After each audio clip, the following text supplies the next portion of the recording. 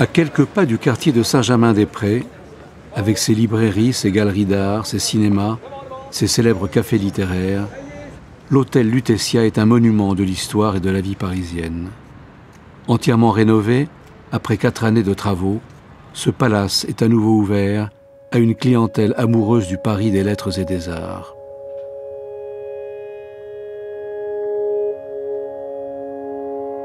Reprenant la tradition, une nouvelle suite littéraire rend hommage à la prestigieuse collection La librairie du XXIe siècle, créée et dirigée par Maurice Hollander aux éditions du Seuil.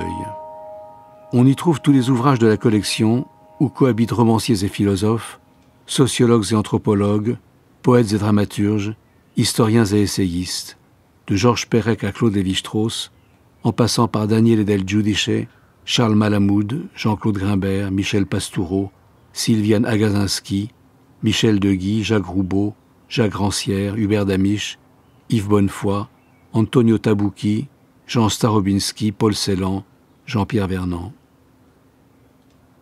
Les ouvrages de la librairie du XXIe siècle sont traduits dans au moins autant de langues que celles parlées par les voyageurs qui descendent à l'hôtel Lutetia, en provenance des 4 coins du monde.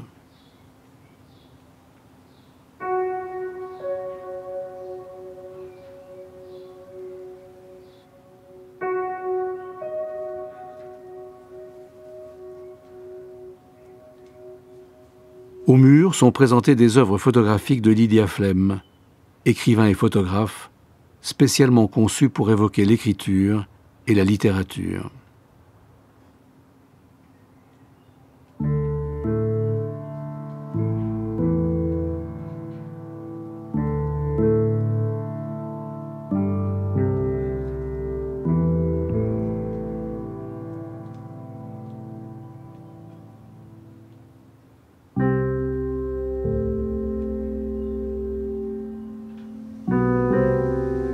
Florence Delay, membre de l'Académie française, nous lit le début d'un poème de Sor Juana Inés de la Cruz, illustre femme de lettres et religieuse, qui vécut en Nouvelle-Espagne au XVIIe et appartient au siècle d'or de la littérature espagnole.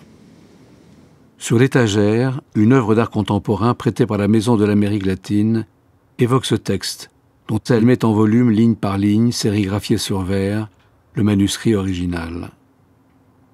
Primero sueño, que así intitulo y compuso, Premier songe, ainsi intitulé et composé par Mère Juana Inés de la Cruz, imitando a Góngora, à l'imitation de Góngora.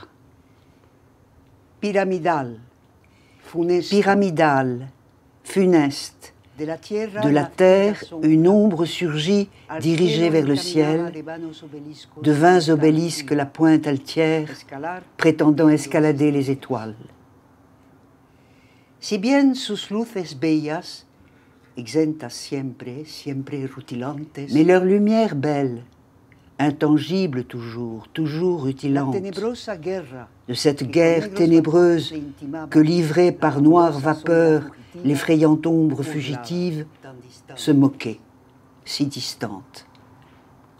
Le très sombre sourcil n'ayant pas même atteint au convexe supérieur de l'orbe de la déesse, qui 3 fois belle, en 3 beaux visages, se montre.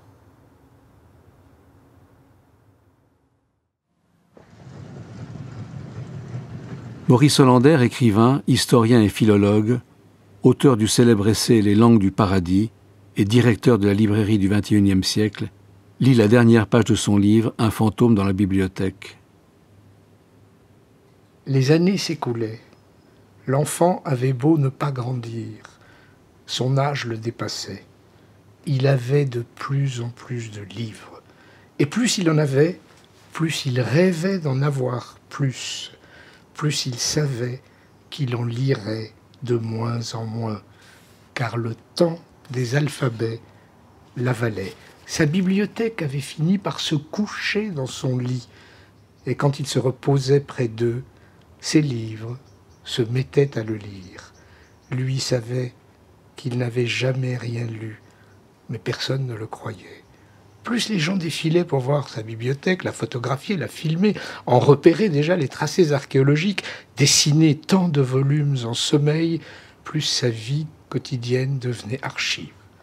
Plus il savait que jamais il n'avait cessé de ne pas lire, d'être ainsi entièrement vivant, déjà l'absent de sa propre histoire, l'apaisait, comme si les alphabets fantômes avaient pu enfin devenir livres. Le rêve du lecteur en alphabète s'était réalisé à son insu.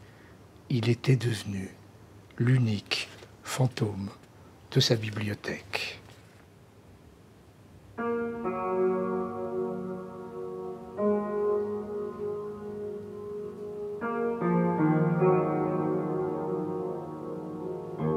Alors c'est quoi une collection de livres?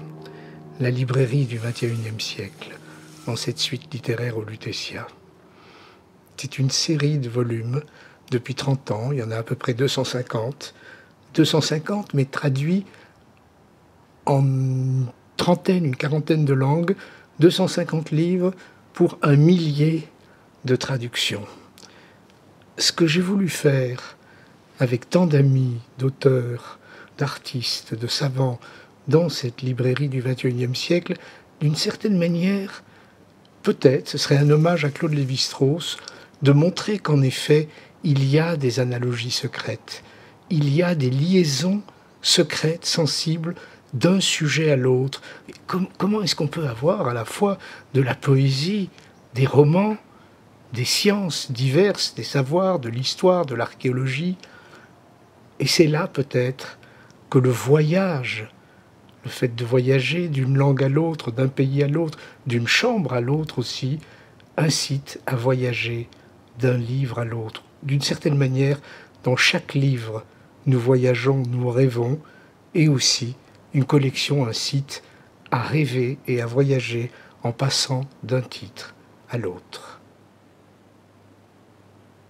À l'hôtel Lutetia, la suite littéraire abritant les ouvrages de la librairie du XXIe siècle devient le lieu idéal pour explorer le dialogue infini des livres, des langues, des imaginaires et des idées.